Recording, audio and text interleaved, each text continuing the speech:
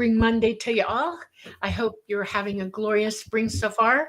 We're hoping that we have had our last freeze. That would be so cool. We're coming to you live from the beautiful city of New Orleans in Louisiana at the United Public Radio Network at 107.7 FM and the UFO Paranormal Radio Network at 105.3 FM. We are on Facebook, we're on Roku, we're on Rumble, and we are on YouTube. I want to thank our sponsor for our network, Carnation. We love you guys. Mwah. Everything I make with you is great. I've been cooking with Carnation since I was a kid. I trust them implicitly, and so should you. Okay, so we got a cool person on tonight with this. Most of you already know because you read the headers. And I'm just going to flip it over to Preston. There you go, sweetie. Thank you, Dolly. Thank you, everyone, for joining us. Episode 103. I think that's right, 103, yeah. Wow. Of the Light Gate. Yeah. Happy Monday. So glad you could join us. I, of course, am Preston Dennett, your host, and my lovely co-host is Dolly Safran.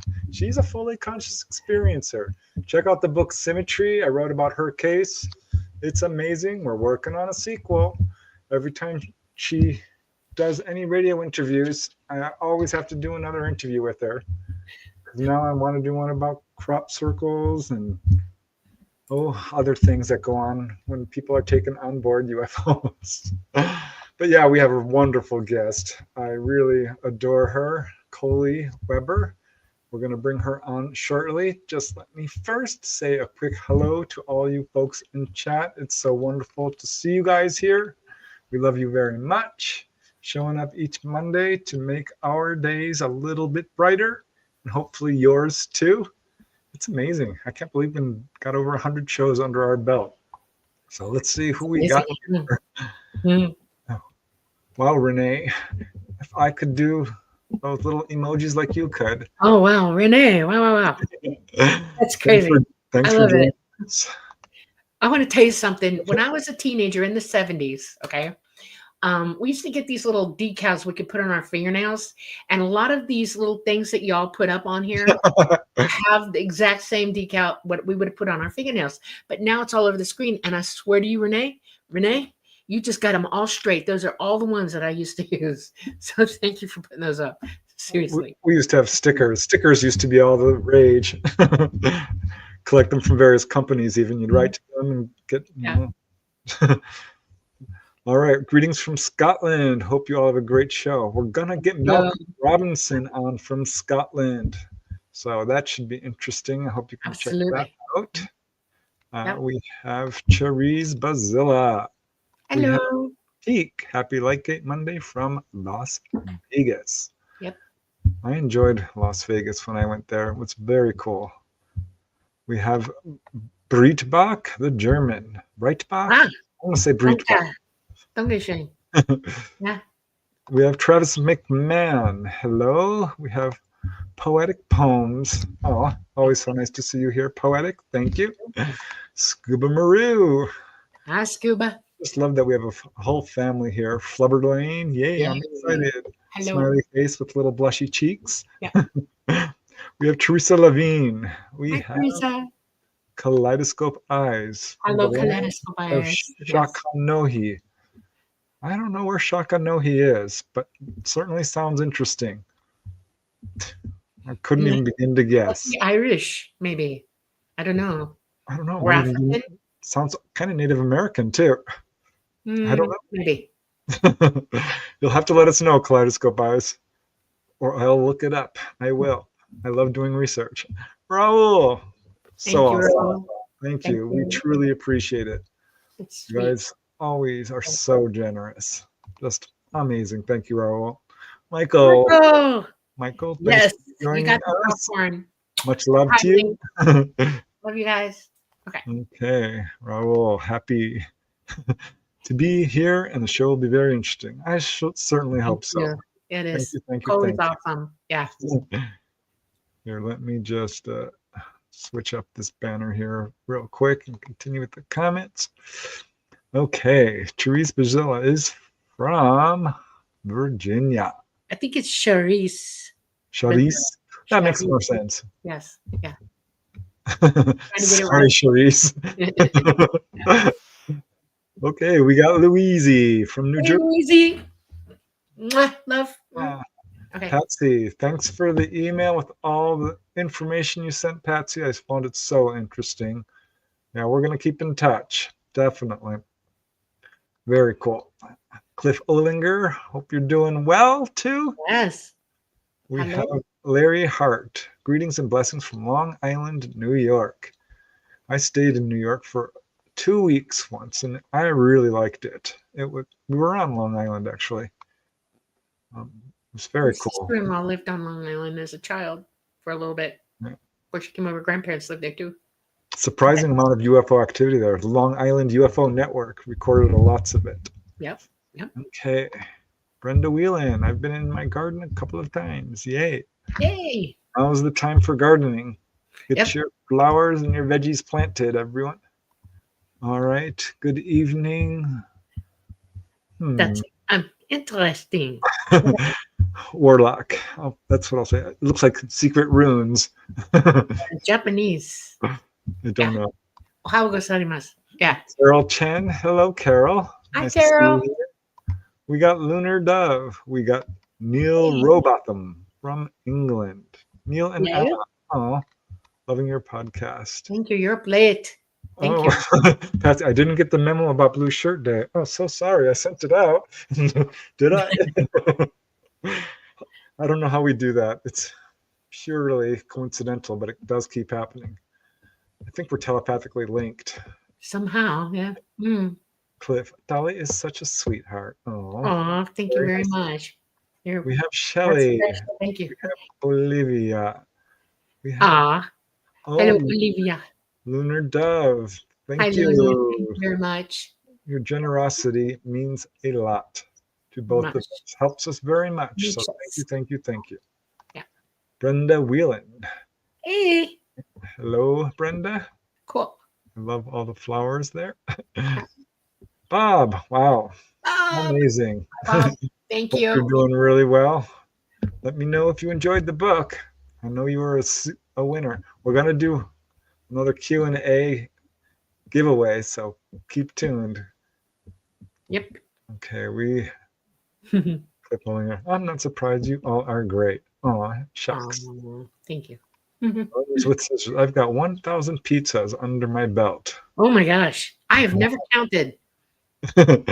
Can't go wrong with pizza. I'm way up there in age, so I don't even want to know now. It would be a lot. I think everyone likes pizza. My sister doesn't. She says, try raising 3 boys and coming home after work and ordering pizza. You'll get sick of it. All right. I can see that. Hi, Woo Riders. We got Sue Mulligan from Dublin. Oh, that. hello. That's so cool. Hi, Bridget. Wow. Thank you. Yes, amazing. thank you very much. You guys are so kind, so generous, so loving. We are just tickled to death that we have you guys. So, Yeah. Thank you. Amazing. Shelley, we played marbles. Woo, I like marbles. I used to collect them. Lots of them. Yeah. Very cool. Wouldn't the ET sometimes bring you marbles? Didn't you? Yes, they did. I got really cool marbles from them. Yes. That's amazing. I know. Okay. We're almost done, Coley. I see you smiling there. I have marbles. Yeah, and I hang on to them for reasons. Yeah. Okay, we got Becky Duncan. We have Tom Hamlin from Roswell. There's a Roswell, Georgia? Yes. I used to live near Roswell. I lived in Dunwoody, and then I lived in Stone Mountain, so I know exactly where you are. Hi. That's very cool. Yeah. Kaleidoscope Eyes. It's Cherokee Blue Ridge Smoky Mountains. It is. Yes. It is Native American. Very cool. That's right. Yeah. We live near the Trail of Tears. Actually, we go. And We've Lunar is ridden in on it. Ohio. Yeah, we're covering the entire U.S. and parts of the world. It's very cool. All the way from Stockholm, Sweden. Hur så länge. Hej du. Thank you. Alaska Day. Yoga skede. Yoga skede. Yeah. Tack så mycket. Tack så mycket. I know a few words. Yeah. That's right. Thank you, Blade Steel. Awesome. Yeah, very nice. Love Thank your you. strange Make me alien feel human like I get. video. Thank you. I love Sweden as I would, and it's kind of nice to have somebody homey out there watching me. Thank you. Bratak. Yeah, I've got actually a pretty good audience on my YouTube from Sweden, so that's cool. Yeah. Must have seen 100 hours of my Yeah. video. Yeah. Wait till you see this coming Friday. I got a good one. Okay, we have Guardian. We have Scarlet Fire. We Hello. have Andrew Rollins. Hi. Oh, Sharice. Look at that, Dolly. Oh my gosh. Thank you very much, Amazing. sweetie. That's Thank you, awesome. Sharice. Bazilla. You That is- guys just warm my heart every darn Monday. I used to not like Mondays because, work and all that, but I like Mondays. I always have fun. We have Oreo 63. Hi, Oreo. We have Steinar Björk. Is that right? Björk? Björk. Yeah. Björk from Norway. Yeah. Norway. Oh. Yeah, I interviewed someone from Norway once. She was I'm Seal. part Norwegian as well. Yeah. Yeah. I have Yeah. Finnish. Oh, I can't say it in Swedish. Anyways, I have Sami, Swedish, Norwegian, Dutch, all of it. It's, You're a mutt. I'm a mutt. Yeah. We have Hey, Katie. Katie. Look at this. Runs with scissors. ETs took all my marbles. Uh-oh. They gave them to me. I'm so sorry. I get half. How's that? I'll split them with you. Dolly will never lose her marbles. I see what you're doing there. I worry about that. Okay, flea market. Okay, we better get started. 91 flea watching. market. Oh, wow, that. Very cool. Okay. Katie, I'm a mutt as well and love marbles. All right. Let's get going. I'm going to welcome our lovely guest. We, of course, have Nichole Coley Weber. Call her Coley. I think that's what she goes by mostly. That's how right. I know her. But super excited. She's amazing. She's a UFO experiencer, a medium, a channeler, a channeler. Yes. Dyslexia speech sometimes. I'm the one who can't remember how to speak English most of the time. I'm worried about you now. Okay. Yeah, channeler, podcaster, and much more, actually. We're going to be talking about all kinds of stuff, but we're so delighted to have her back. Let me tell you a little bit about her. Coley graduated from the University of Dubuque, earning a bachelor's degree in aviation management and business minor. That's amazing. Graduated from Walden University with a master's in mental health counseling and a 3.99 GPA.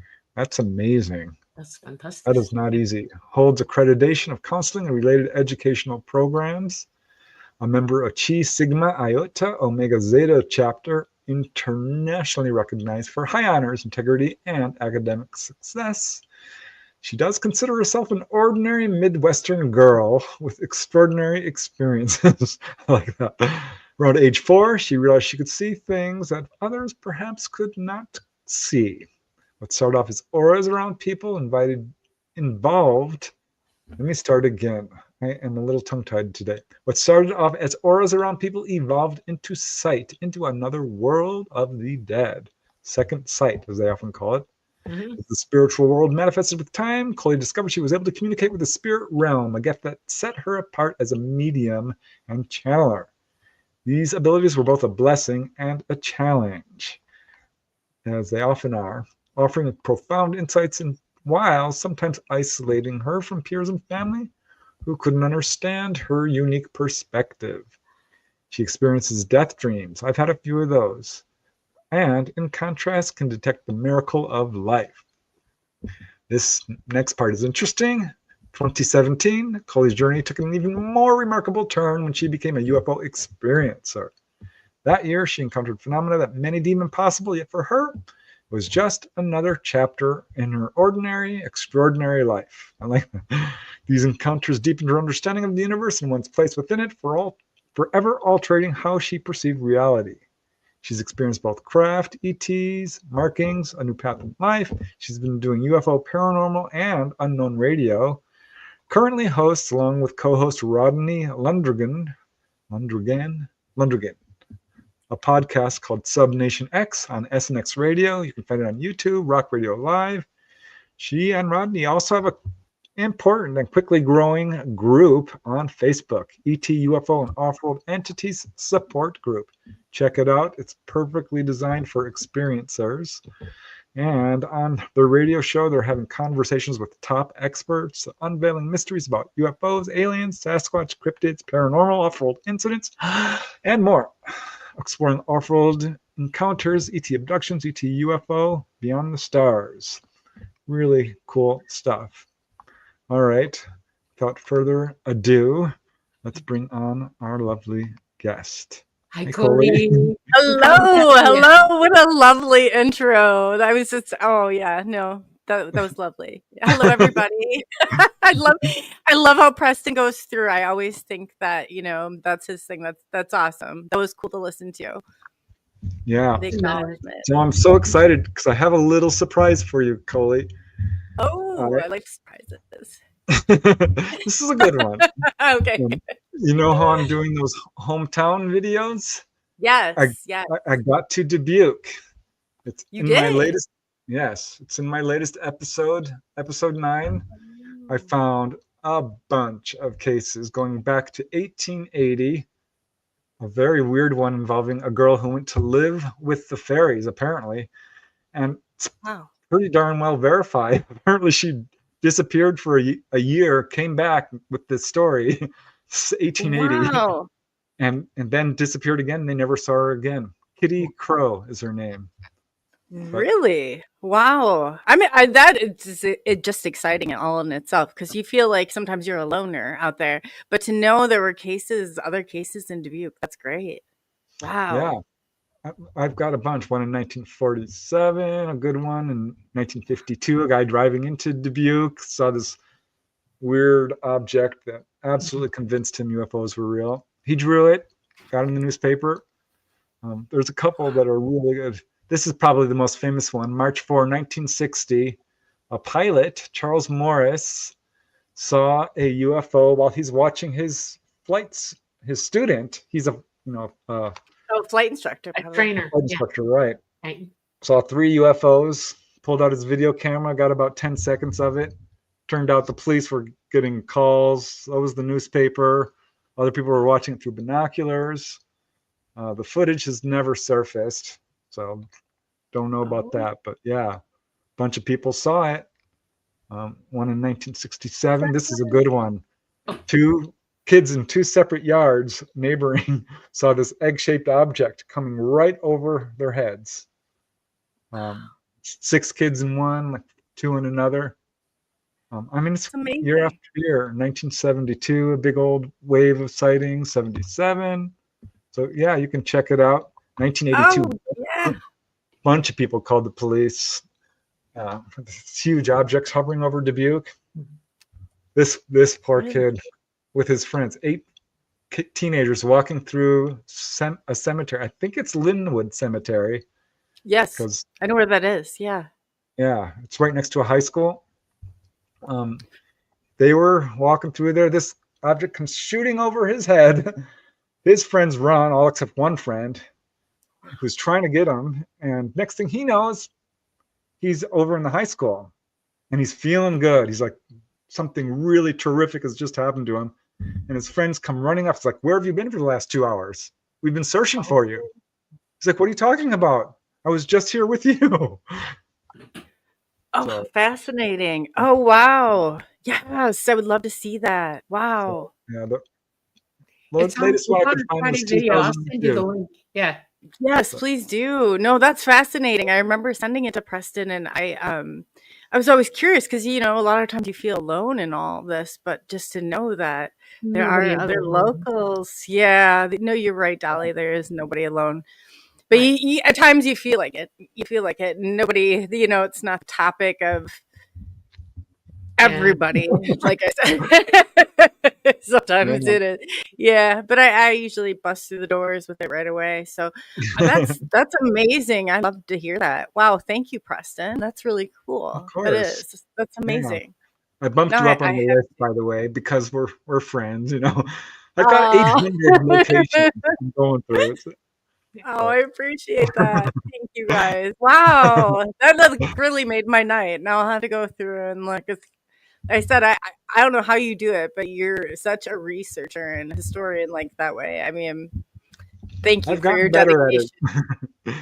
Well, no, Yeah, I just so as you know, like from our community, that both of you, we really appreciate what you're doing for us as experiencers and for the community as a whole. I mean, thank you, really, thank you guys. oh, see, You that's why Yeah. I do it, for that.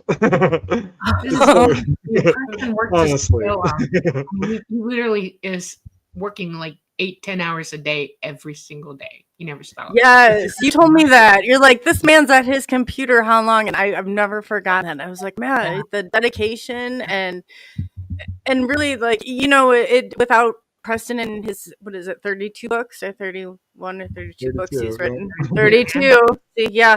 But I mean, that's just amazing all in itself. But to give the experiencers a voice like you have is amazing. And I know that we're coming close, you know, to things of the government era. And I would really like to see the experiencers take control of that narrative and not the government. So Yeah. I'm Somebody really, asked a I'm really question. happy. Preston, I want you to get through the questions because there's one I want to come out right now. Okay. While we're sitting here looking at it, somebody asked Alright. about the Sky Watchers. Do you know which one I'm talking about? Well, I haven't looked at the questions yet. Me too. So. I'm looking for it right now. It's where is it? I This don't is see it. interesting. Wanted to know if we knew what that was. I actually know what that is. And Well, I'll have to check it out. So. hold on a second. I'm gonna keep looking. Hold on. You talk. I'm determined. You put me on the spot. No, I got nothing to say. How do you do with improvising, Preston? Yeah, let's see. Do you do a little song and dance for us? I'm in the mood, You have y'all. a favorite joke. Tonight, yeah. I'm Here's in the my mood. favorite joke. It's real short. What did the Buddhist monk say to the hot dog vendor? Make me one with everything. Yeah. It's a dad joke, but I like it. Okay. There it is. It's Okay, there it is. Yeah. All right. Hi, Preston and Dolly. Looking forward to the show. You guys are awesome. Happy face. At some point, could you give us your thoughts on the Skywatcher project? Okay, the Skywatcher project. This has to do with astronomers, mostly amateur astronomers, some middle, from amateur to professional. Okay, and everybody who's got a telescope can and uses it regularly and knows how to use it would be considered a sky watcher. Okay, but they've all come together to push for disclosure. All right, and they have a group that is now and has been for a while determined to bring all this knowledge forth on their own without the government's help. And they have a lot of information, and they promote buying a telescope. If you don't have a telescope, go get one. Learn about astronomy. Do what you can to be part of the solution to disclosure and not part of the problem. One of the things about looking up, and it's imperative that you do, is that you have to understand that if anybody's coming here, which they are, they're coming from outside of this solar system. And where you place yourself in this galaxy, and then again, place our galaxy in the universe, is critical to you understanding how big a deal this really is, and how probable multiple people coming here or knowing about us for eons. And I don't think the government is going to help us. I think it's up to us. And this is one faction that I totally 100% promote. I think this is a great idea. Well, you know, it's Gary Nolan and who are putting out some, kind of. Remember, they said these are the 8 shapes of UFOs. I have to say, that I support anyone who's dives into UFO research. Yeah. Categorizing UFO shapes is a bit of a lost cause because they can basically they can back engineer anything, really, honestly. Put any shape they want. Yeah. ETs can. I think that it's going to take everybody to come together and talk this out. Okay. One of the things that I promote, and I'm really all for this, is that all research should roundtable together, get together. They should have their own conference that's private among them, and start hashing this out with one another and coming to a serious consensus using empirical data. okay, and agreeing on what is absolutely true that they know is true, and let the other stuff filter away and focus on the things that they need to be focusing on. And there's a lot going on in this field, and too many people are more about what their research is, and they're not wanting to share, or they're not wanting to collaborate, or you know what I'm saying? It's very cliquish among all of them, and I wish that they would all just get together. It I could know, happen. There's been a few kind of, there was the conference at MIT. yeah. I think that was it. But yeah, Oh, I totally agree. We're never going to Yeah, I come to a agree too. consensus. Yeah.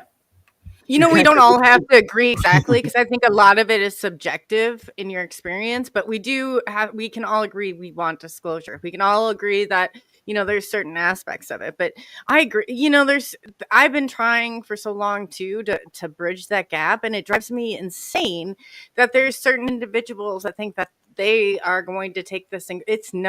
Like Dolly said, it's going to be everyone. It's going to be a collaborative experience. Otherwise, we're never going to get anywhere. And then the government has control of the narrative, and we'll never know for certain. Right. So, It's yeah, nobody's an expert in this. We all have information. Okay. And absolutely. basically, what we need to be doing is helping each other reach a consensus of conclusions and of the data. In other words, I don't need to prove to you what I know, but what I do hope is that you take what I say and confirm or deny what I say. Do your research. Do Exactly. your research. We all need to work together at it, and then come to a table together and lay it all out and say, okay, we've got this confirmed, that confirmed, and then have somebody who's willing, maybe even a whole group of people who are willing to put it down. Well, we're definitely taking know? control. I mean, Subnation X, this podcast, your Facebook group, Coley, this is us taking control. You know what I mean? Yes. No, it's and then we unite together. I just love it. Like, I love promoting other people, and I'm not out like for myself at all. Like, I want the truth, and that's why I'm really into this, and put the pieces of my life together, because it was so profound. It changed everything. Right. And I'm sure so many people can does- understand that. Everybody who has these experiences goes through just those things. Yeah, that's just what I was going to say. This is a great segue, because I see this. When people are experiencers, the first thing that they do is they start really educating themselves. Yes. So you dove into Yes, no, psychology and that's all so these subjects. crazy. Yeah, because everybody I've talked to, and I just remember in the beginning, and I can always tell how far along somebody is in this with their sense of urgency. I was like, I'm just gonna find anybody. I thought if I told the right people, because they said I was here for communication, that was it. That was my part. But no, once I learned to sit back and really have that patience with it, it all started to surface when it was, because time is an earthly construct. Like, time only matters to us. It does not matter to them. So I just, that was the hardest part. But yet, I think they did the most growth during that part, and learning to trust on what I was being told. And a lot of people don't realize, like, telepathy is not just words. Like, it's a lot of pictures that they send you. It's a lot of visual, it's very unique to the individual. Yeah. Yes, definitely. Conceptual. Yeah. All right. So it's been a year almost since you've been on, and I'm sure our audience has grown. Oh my gosh, Coley, we have like 400, 500,000 people. So hello to all you folks out there listening. I'm so excited. You guys couldn't be. Yeah, these are two great, amazing people to learn from.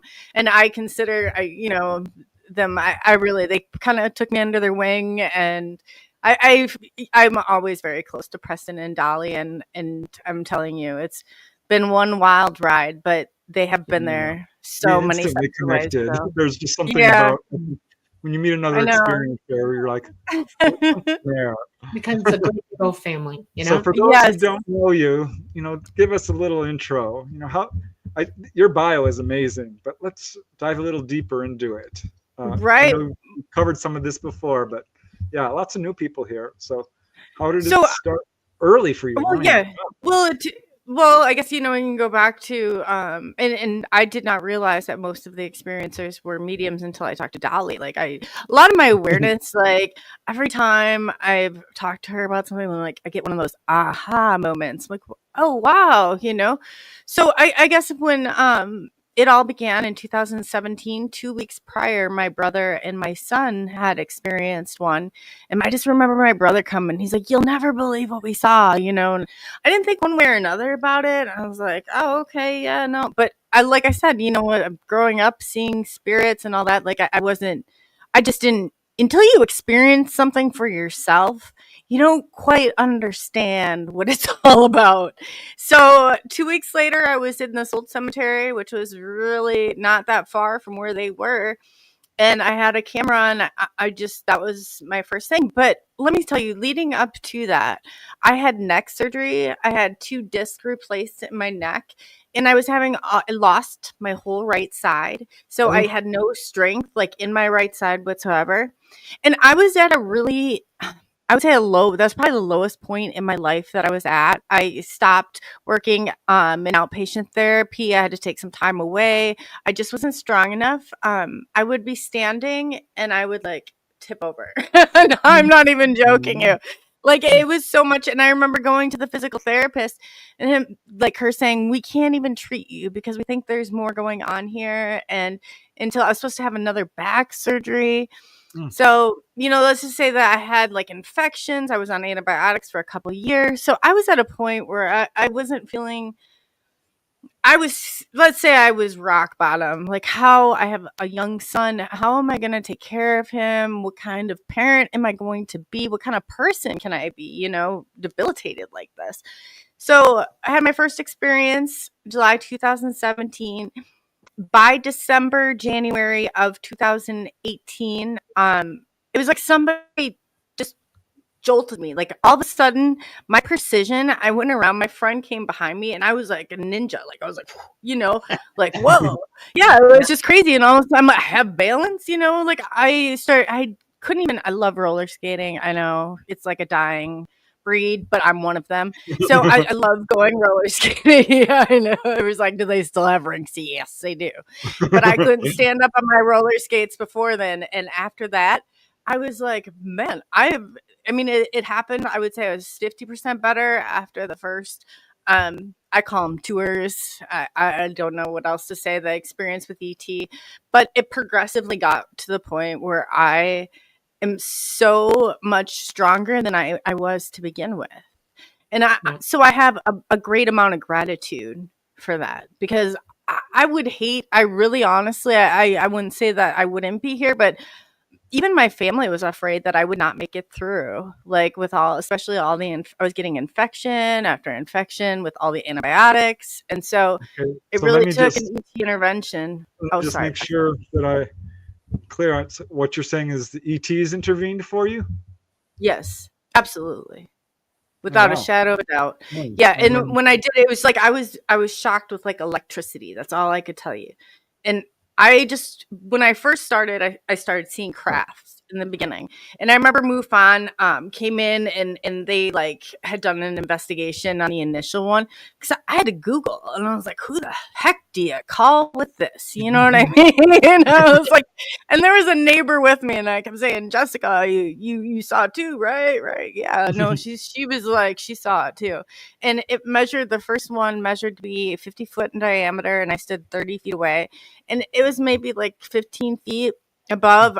There was 2 trees, and I remember thinking, thank God for the trees, not that they couldn't have jumped over it, but that seemed to be a little bit of a barrier. But I dropped my camera, and I just stood there and watched it slowly creep over.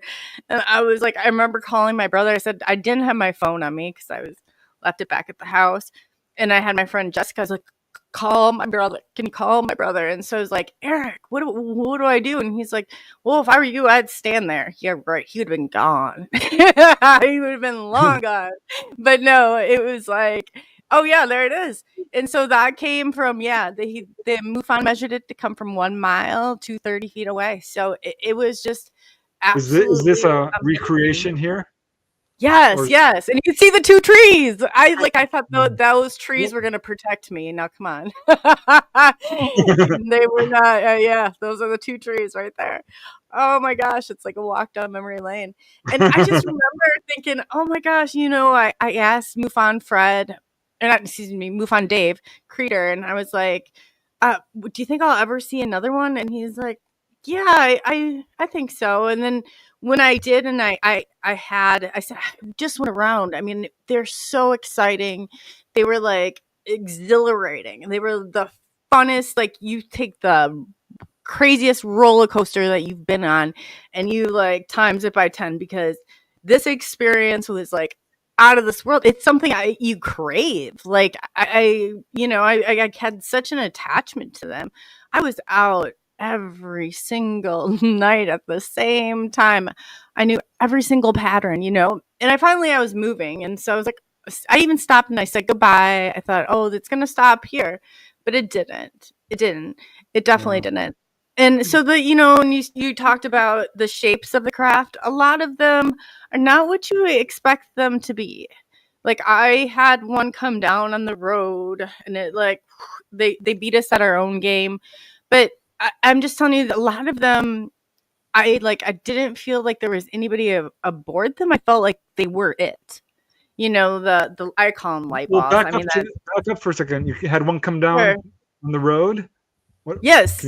Yes. Describe Oh, that. yes. Very cool. Well, me and my friend, we were chasing.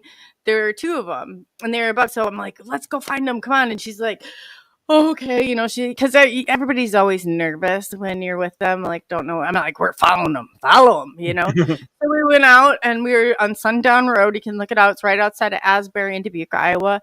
And we were on the road, and we were going, and all of a sudden we could see one coming off from the right-hand side, and it was like blinking kind of, and then it was like a yellow though. It came down in front of us. It beat us at our own game. And at this time, you got to understand, the technology in 2017, 18 is not what it is today. It didn't have the AI like creating stuff. No, but I got pictures of them too, and it's easier for me to get pictures. But it came down and intersected on the road, and it went and then shot off. And I was like, whoa. Wow. I remember saying, it's coming down on the street. And she's like, I said, like, describe it. She's like, I don't know. It's a transformer, So it was just like, it was, so we got to the end, and then I was like, where did it go? So we were able to. So for like an hour, we were around, like, chasing it around, Dubuque. And I'm like, she's like, nobody's ever going to believe us. No, nobody's ever going to believe this. I remember the beginning. I used to have days like that. We used to go out in the middle of the night on the Dixie Highway. I had my own car. Okay, we were teenagers, and 1, 2 o'clock in the morning, and they'd send a drone down trying to get my attention, and I've been chased, followed, intersected, where they go over your head, then come down right in front of you, and you're like, ah! I'm like, what is going on? And they'll zoom out over the water, because Miami, we're always near the water, and Key Biscayne and stuff like that. And one night I was alone in the car, and I was trying to go home from one of our ecology things, and it was all pines on my left, and I start seeing the light, and I'm like, is that you, Talata? And I'm getting no. And I'm like, who are you? And he's laughing in his head, and he's just streaking along, on the other side of this big tree line following me. I'm like, dude, are we racing? Yes. All right, I'll do what I got. And I had a really cool Buick LeSabre with 8-barrel. Okay. Oh my God.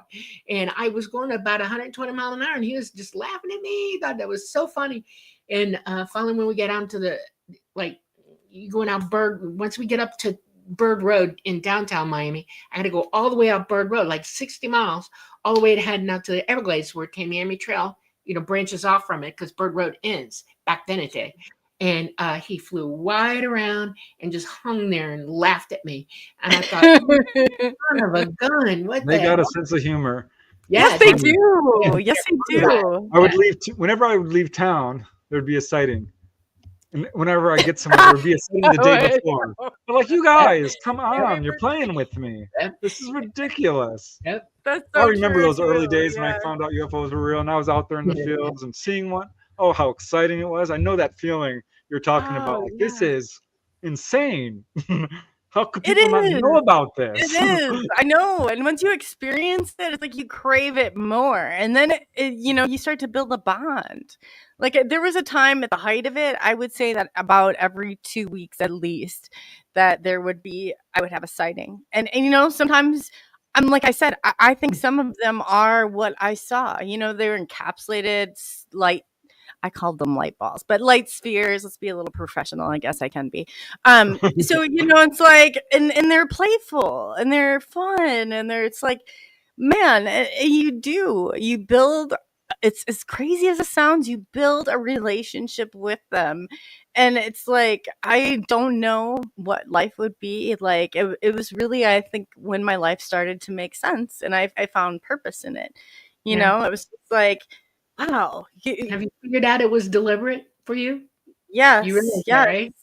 Yeah, and everybody says, well, yeah, and they'll be like, well, you're just from Dubuque, small town. Like, why you?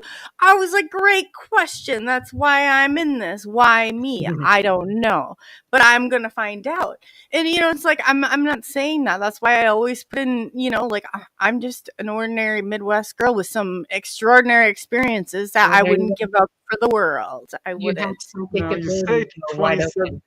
you say 2017 was the beginning, but I don't know. I think it goes all the way back to childhood, honestly. Right. Well, I didn't understand that until I actually talked to Dolly, because Dolly was about the medium, because I was like, grew up a medium, and I used to have to, like, my mom wanted to call the priest and have the holy water or whatever. She thought that it was an exorcist or something that was needed, but I was like, turns out it's from her side. I'm Irish. I'm also Swedish too, and Scottish.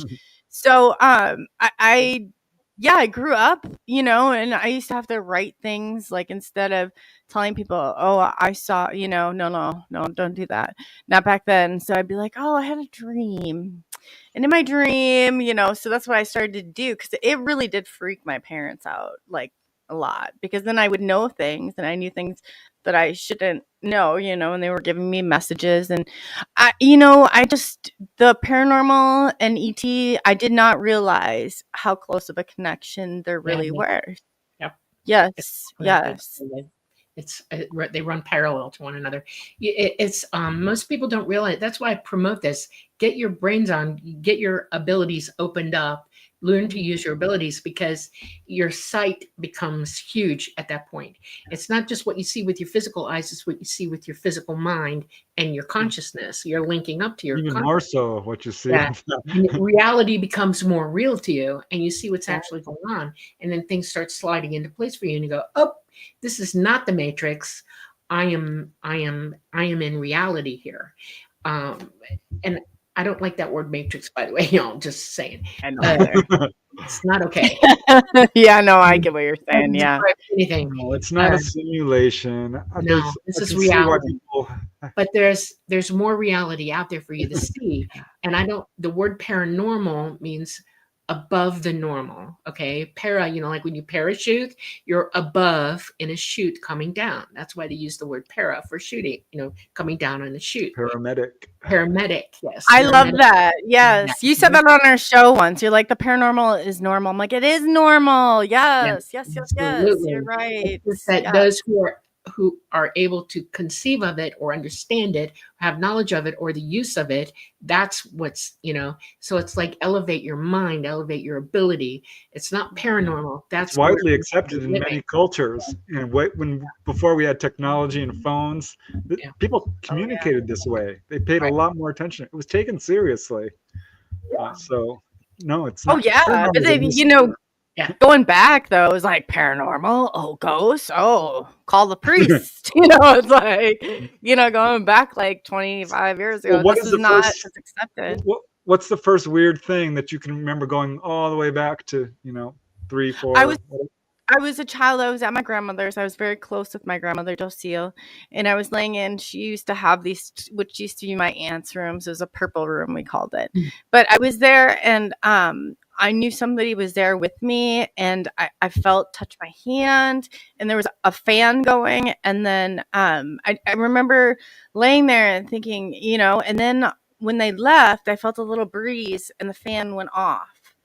And then I thought maybe the power had gone off. And this is probably when I would say 4 or 5 years old at the time. But I could feel it holding on to my hand. So it was, I wasn't necessarily afraid, but I was kind of afraid, like I didn't know exactly what was going on or why. But it was kind of my first taste of it.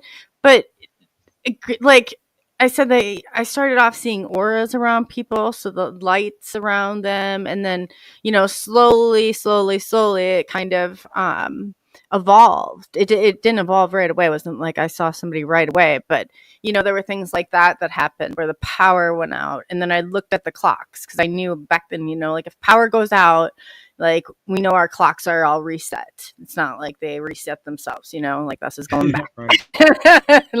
I won't age myself, but let me tell you. So I just remember as a kid, and then my grandmother was very open to this. She used to be able to hold something in her hand and tell you like all about that person, and there was kind of psychometry. Psychometry. Yes. Yeah. Oh, you can. Yep. Yeah, so I was different though. Yeah. Okay. You didn't do it right away?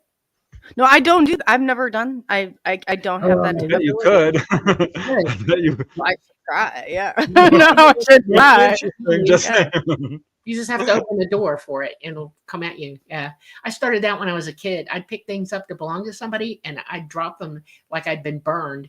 And my dad said, "What's wrong with you? What are you doing? Pick that up, put it where it belongs." And I did not want to do it because I was being assaulted by what was on that object. I was seeing images and things like that, or I'd hear things. And one day my mom asked me, she said, "Here, hold this for me." And I held it, and she said, "What do you see? What do you hear?" And I'm like thinking, why are you asking me that? And I said, "I see you." I said, "That belongs to you." And she said, "How do you know?" And I said, "Because it's you." And she said, "How do you know that?" And I said, "I can feel it. I can see it. I know it's you." Psychometry. Yeah.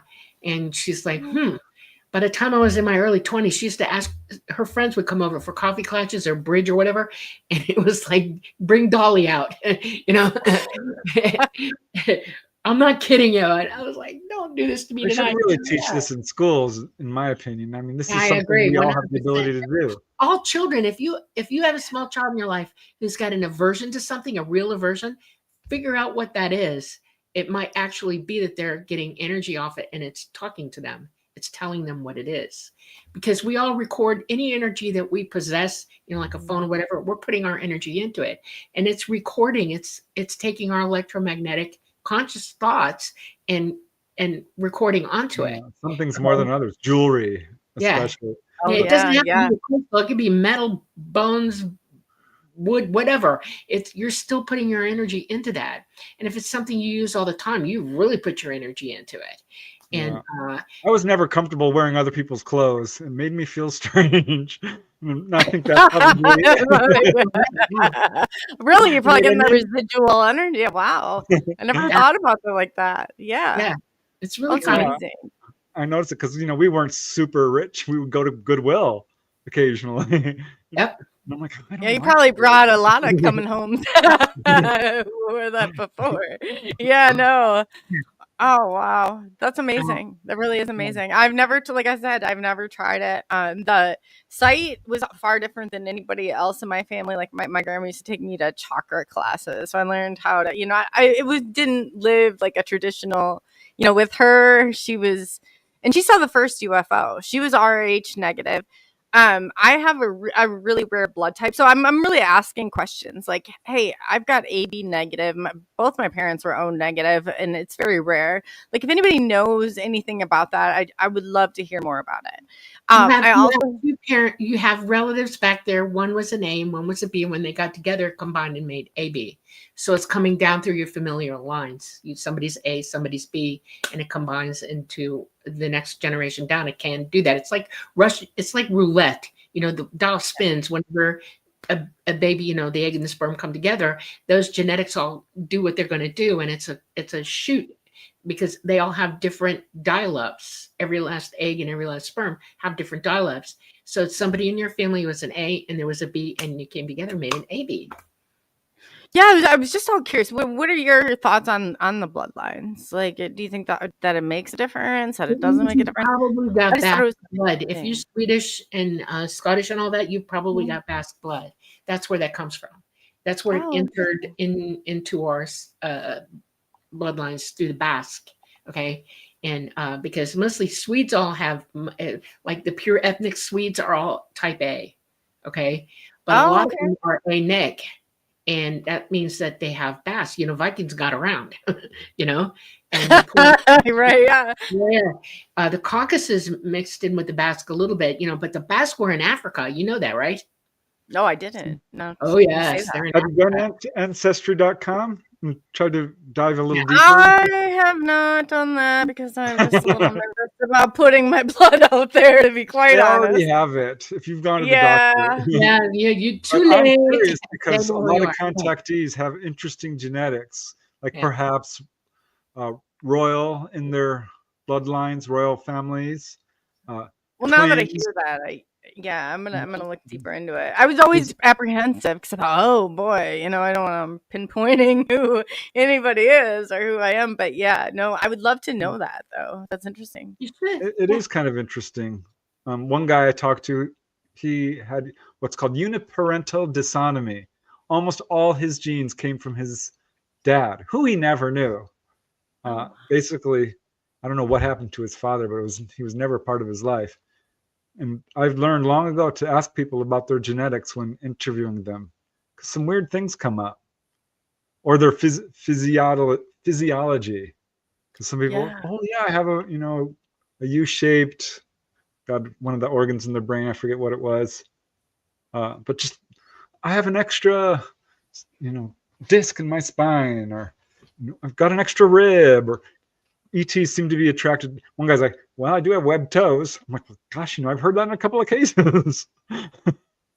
You'd be surprised. There's something to genetics. Yeah.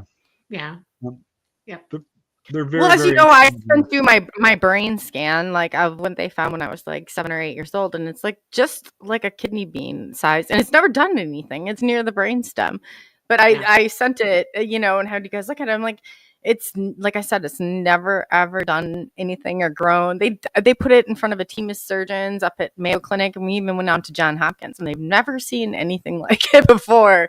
So I mean, I totally get that. Yes, 100%. There's certain things about experiencers though that, like, when I was going through this at first, I was like, oh man, I have this story, that's so big, and it's going to be hard for a lot of people to digest. But then there are some people in this that they're not in this, And so I learned, I saw Andrew Rollins. He's in the chat. He was actually one of the first people that I shared some of the experience. We used to have this little group together, and this is going back, way back. And, every time we had an experience, it was like we had some physical. If sometimes you kind of felt like you had the flu, sometimes I just had to shut down the world for a few days and digest it, because it's a lot to digest. Okay, when I talk about like, oh yeah, I wanted the tour, yes, let's do this, but there's a lot of emotional, stuff that comes through that, and so it was great. Him and there was another person, and we used to share it. It's just like, man, those people mean the world. Like the experiencers mean the world to me. That's like family, so it's hard to explain. If you're a new experiencer and you're like floundering a little bit, trying to understand, go to an experiencer group. It's a wake-up call. Absolutely. Yeah. And there's a lot of them, a good place to start. You don't think so, but yeah, definitely. Yeah. Go to a local MUFON chapter. They're in pretty much every state. I love the little local MUFON groups. They're very good people. everyone's out there searching for answers. Most people who go to conventions, you can bet they've had encounters. If you know what I mean. Oh, Go to a absolutely. convention. You can learn a lot there. That blew me away. Absolutely. Yeah. I remember First- Dolly went to her first one. I'm telling you, Dolly, it's family there. You'll enjoy it. Hmm. I did. That's exactly what it feels like. That's exactly what it feels like. Yeah, I was sitting at I went to help Preston sell his books, okay, because he was presenting and stuff, and he did a book signing, but he had a table also, and they did the signing out in the atrium, outside it was all together, but it was outside of where I was sitting, and so when he did, I stayed in there selling books during his talk, and then when he went to do the book signing, I had books too. And people would come and buy a book and then run to him to get a signature. Okay. I got swamped. I mean, swamped. Okay. And I'm like, wow, this is so cool. And every single one of them had a story. Every single one of them. It was like, oh my God. And then there are characters out there who will just latch onto you, for some reason whatsoever. And then, like, when I went to afterwards, Yvonne and I, my friend, went to what do you call it? I'm trying to think in English. What is the dinner, the banquet? Okay. And smorgasbord. Okay. And so we're sitting there, and all of a sudden, all these people, after the dinner and the awards or whatever, everybody starts gravitating around. And I had like 5 of them because they knew I was with Preston, but he wasn't there. He had to go back to LA. And so it's just me and Yvonne that last night. And they were like, oh my God. And they just sat down, they plopped down, and everything came out, everything. And I was just sitting there, wow. I mean, it ran the gamut too, from youth to recent to everything. And I was cool. just taking it all in. It blew me out of the water. And I didn't realize that they were talking like they were, or as open as they were, because they can't do that anywhere else. See what I'm saying? Just a person streets on a coffee house, nobody's going to walk up to me and go, hey, experiencer, and start talking. Okay. They picked the megacon for it, that particular one. And it's like anything that I've done ever since then. Oh my heaven. It's like a homing beacon for them to come. And I think that's fantastic, Yeah, it's a rare family that everyone's like on board. Yes. Get what I did there, on board? Yes. I think your book name on it should say experiencer or researcher on it. I swear, I'm not kidding you. And some should say experiencer researcher. I mean, no kidding. So you could just go, hey, how you doing? So It's here's another thing, Coley. Are you going to write a book? I'm partway through it. Yeah, I know. Okay. I know, Preston's like, I really do. I'm like to chapter 7, and I am struggling. Yeah, but I'm in the process. I'm a slow goer. This book, I need to get back to it. But a page a day, it'll be done in a year. Yeah. Oh, that's good. That's good. Maybe I'll do that. I'll make that my goal, because I got to a point. I don't know if I had writer's block or I was watching too many movies with writer's block, but yeah, I thought. Well, then I thought, man, is this even interesting to anybody else? Because I've experienced it. It's like, man, is anybody? But I tell you, it is like a family. And when they say that they mean it. Like, it's like when an experiencer just a hug and embrace. It's just a whole different feeling. Like, you're not alone. You're not alone by any stretch of your imagination, even though it feels that way sometimes. And, it's like, it's easier said than done. But yeah, it's so many. This is why I'd say, if you're an experiencer, keep a diary. Mm-hmm. And writing a book in a serious way is wonderful therapy, and it will clarify things for you. And if you're blocked, that's fine. What I always recommend is jumping to something that excites you. Go to the place like, well, this is what I really wanted to write about, instead of like all the filler. Just like, let's do this. That's part. A good idea. Yeah, no, that's a good idea. I like that. And as you go through it, you're like, well, gosh, I forgot, this part. And also it's very important to describe everything externally, but internally. Everything that you write externally, go right back in and say, well, how did this make me feel? What do I remember? What was my emotion? What was my mental process? So that is so helpful, and it does so many wonderful That's thing so for an true. experience. That's so true. When I go back and I recall and I start thinking about it, I get so excited because I'm like, I was that neighbor. Like had a whole neighborhood watch. I didn't care if they thought I was a crazy UFO lady or not. Like at some certain point, I'd be like yelling out and just echo like an amphitheater, and I was like, I just get so excited about it because it is. And I think that like that's huge. Like as children, like it was something that actually gave me that excitement again about life. Like I really feel I owe a lot to them because I don't know where I would be because I was pretty defeated in life. I was pretty, especially when you're going through a lot of medical things, there's a lot of like depression with that, like questions like what kind of mother am I even going to be, like am I a burden? Like there was a lot of things that were going on, a mix of everything. It was like right at that moment they showed up right at the right time. And I just can Poignant. say that yeah, oh yeah, it's just like it was meant to be.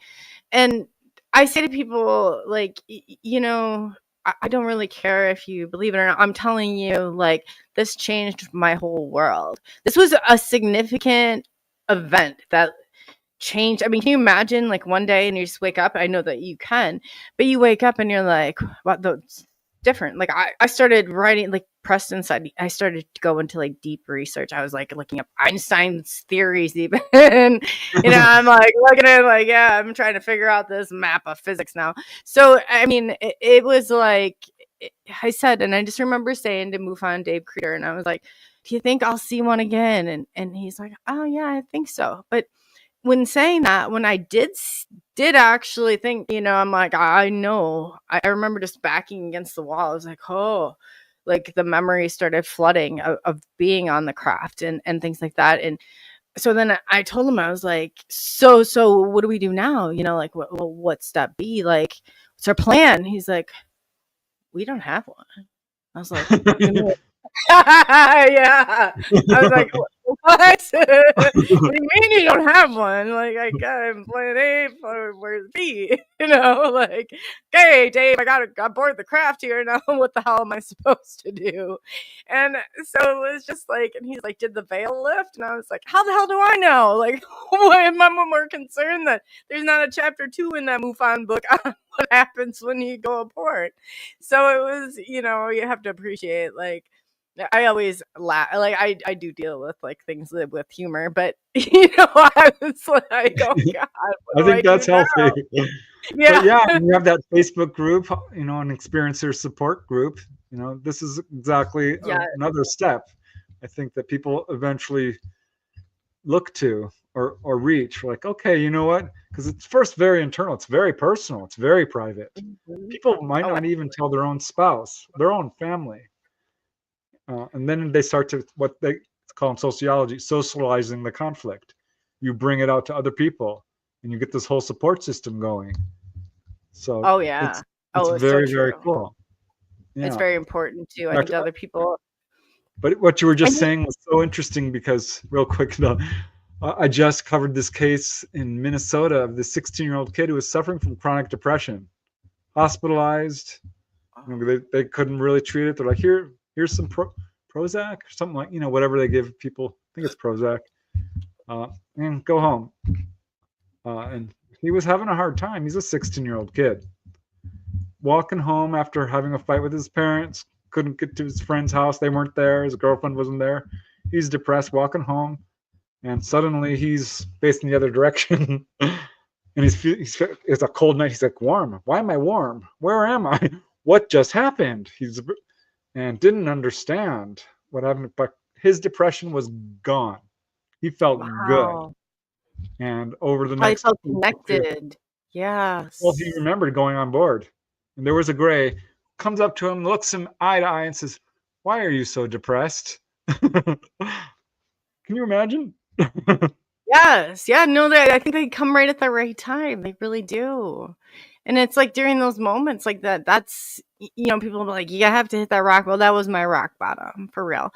That was my rock bottom. And I'm sure for him too. And it's like that excitement that they bring, that internal like excitement. I can't even I can't even put it into words on how it's just like your whole, like, I didn't care who heard me. I was out yelling, wow, like, this is awesome. Like, it was like, coming off like the best roller coaster ride of your life. I mean, it really is. It's like going up a And level. yeah, You know what I mean? yeah, right. Yeah. Oh, Or waking absolutely. I up mean, when that's you're already awake understatement. is how some people put it.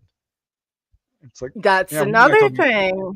That's another thing, yeah. And that's not easy either. That's not easy. Those people who, you come through your journey path, like truth path awaits. Like when you go through that, it's it's a path that is very, and you can walk it alone, but you do have support around you. So I encourage anybody who's going through this, or if this is a recent thing for you, to reach out to other people that are going to understand, because there's a lot of emotional things that are involved in all of this that and now, like I said, it's been a while since I've been into those first stages, but I try, and especially experiencers who have been doing this a while, and like even going back to childhood, I found myself maybe kind of like passing off the bar, but I do really listen, and it's like I really think that's really important, to have that, because I know how important it was for me to have that in the beginning. And it really is. Like, you need that structure, because you don't know what the hell's going on here. You're like, oh, okay. And like Preston said, to tell your loved ones. I remember telling them, and I was like, well, he thought that it was weird before, right? And if it hadn't been for my brother and my son seeing it 2 weeks before, I think they would have done a lot more with it. But my brother won't. He will not talk about it at all. He said, he listens to me, and he's like, he's like, I don't know how you do it, but for him, it's just like something that kind of like freaks him out still to this day. And he's like, so he'll combat it. Like if anybody says anything, he's like, no, what she's saying, he knows, because he's on that road too. But he's just not as comfortable like talking about it. But and I think the only reason, that's fine. Oh yeah. I mean, not everybody wants to go out, and everybody has a choice, and they decide for themselves, and it has to do with what they're living at the time and what they're comfortable with or not comfortable with, and that's perfectly all right. There's nothing wrong with that. Brother Stephen never wanted me talking about it. He would put up with it. He was very nice. I know. He would very politely change the subject. I know. She just wanted normal. Right? My friends would be like, "Now you going in here? Now, do you have to say the UFO?" And I was like, "What do you mean? Do I have to?" Everywhere you go, I'm like, "Oh, come on, let's keep going inside." And that first thing, that's what anybody ever see a UFO before? Like, let's just get this out of the way. But yeah, usually there's always somebody that had a story, or I found even like I was at a gas station or different places, and people would come up to me and start talking to me about it. Like, then they didn't know, they had no clue, and I was just like, so it must be, that open, that feeling. Yes, absolutely. Yeah, it's funny. I worked at an office, and they'd always bring in new. We had a lot of turnover. It was a miserable place to work. Sorry, guys. Kind of was. But we had a high turnover, and they'd always bring new people up to my desk, introducing them like, here's Preston. If you've seen a UFO, he wants to know. And they'd look at me, and some would like go, and others would be like, oh. And they're like winking, kind of like, I'll talk to you soon. Like, oh, this is so cool. That's awesome. I know, Preston, it was hard for you to begin with too, wasn't it? To like come out and be like, the UFO, you kind of fought with it too. It's not easy. This isn't an easy thing to tell people. I didn't have permission to come out yet. In other words, I was gagged, but not totally gagged, but I had to be very particular in who I voiced things to. And then after I did, I keep finding, was giving Preston evidence and letting him talk to people. And here's one that blew my mind. I knew my ex knew I had abilities. Okay. I proved it to him over and over and over again. And I know that he's, I always thought he was asleep. Okay. When they were coming and going, he was not. And he finally admitted it to me. He said, "Look, I got something to tell you. I know you're flying off. I've watched it happen." And I'm like, "Huh?" Because I let him talk to Preston, and Preston asked the question, and I hear him talking. And I'm thinking, "Oh my God, why didn't you have a conversation with me about it?" He said, "I wasn't gonna point the light at myself." And I went, "Why?" And he said, "Because I don't think I could handle it." And I was like, "Okay, fine, all right, I He ended understand up being that." taken on board anyway. It Yeah. happened. When it's funny, he confirmed some of the things Dolly had told me, because Dolly's like, they like capybaras of all things. Oh Like yeah. capybaras, I'm thinking, they're large rodents basically. Like what? You He turns to can't Dolly, he's beat like, a what were those capybara for a pet, animals? man. They're the best pets on the He's like, planet. they They have, they are. have these weird animals on board. Do you know those? What do you call them? And I'm like, capybaras. Like, that's it. He's, he saw them on Amazing. board. Yeah. Confirmation. If That's you want to have an animal that soothes you emotionally, emotional stress animal, that would be it. Just put a harness on them and put a leash and go on, because they will love you till the end of time. They adore people. They will adore you. They lay in your lap and just like, "Oh, I love you, I love you."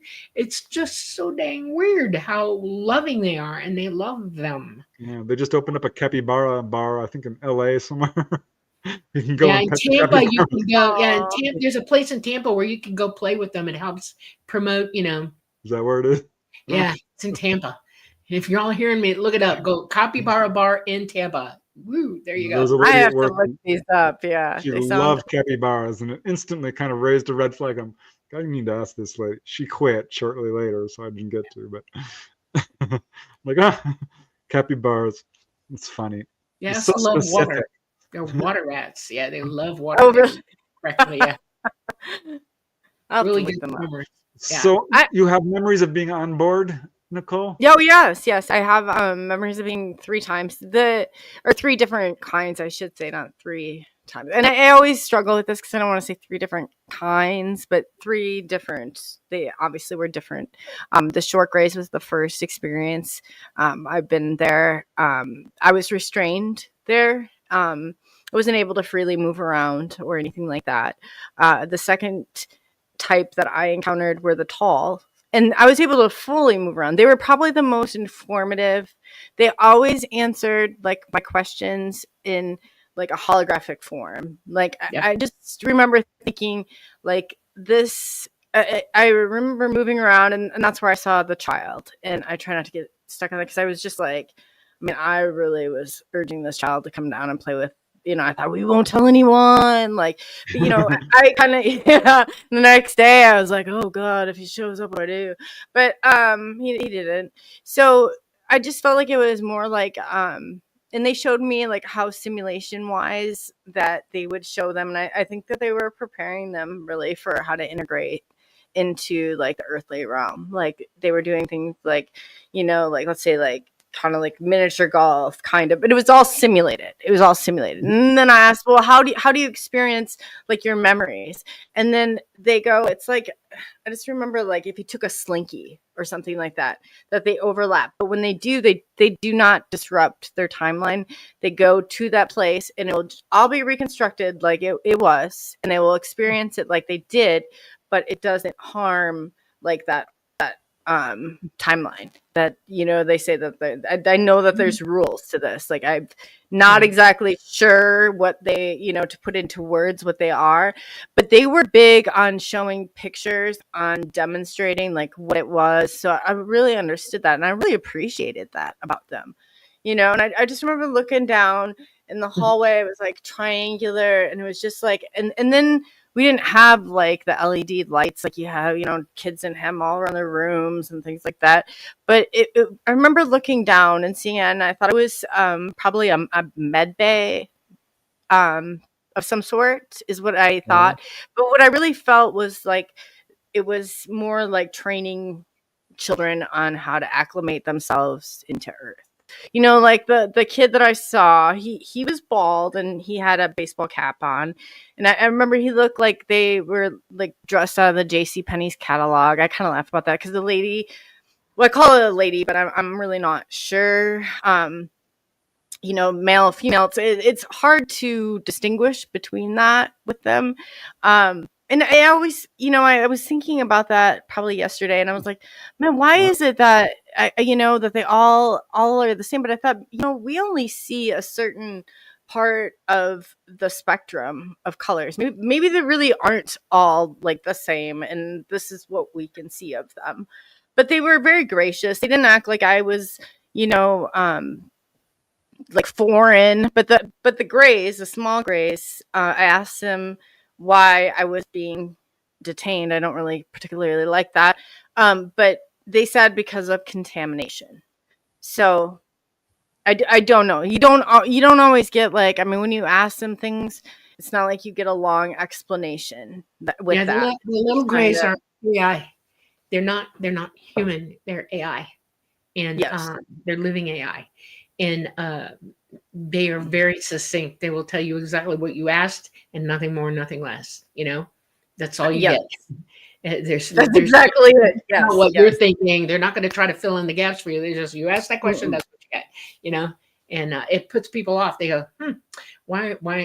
They expect them to emote to them or something, and they're not going to do that at all. They have they have gestures that they're taught to help comfort you at times. Like they know how to comfort you, but not to the point where you're, oh, poor baby. It's like, it'll be okay.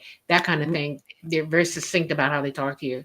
And no coddling. No. That's exactly what I was thinking. No coddling. Exactly what I was thinking. Yeah. Well, I remember asking him, I'm like, why? What am I here for? Like, why am I here? And then they said communication.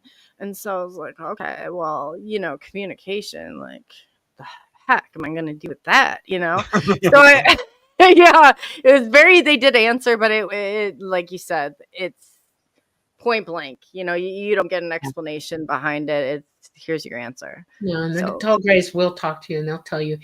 I fly with the tall Grays. I was taught by them, and I got to the point on craft when we were starting to work together after I started flying that I had a lot of free time. So it's my natural inclination to join in and help whatever's going on.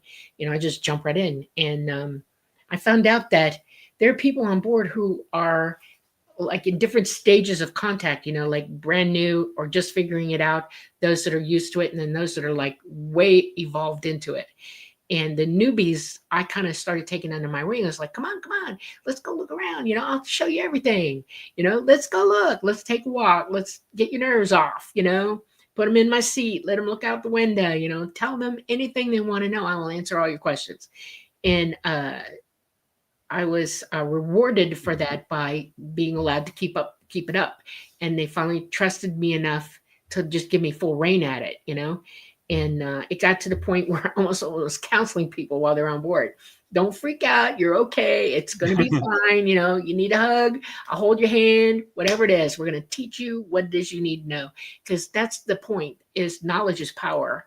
And they're not trying to take your power away from you. They want you to be empowered.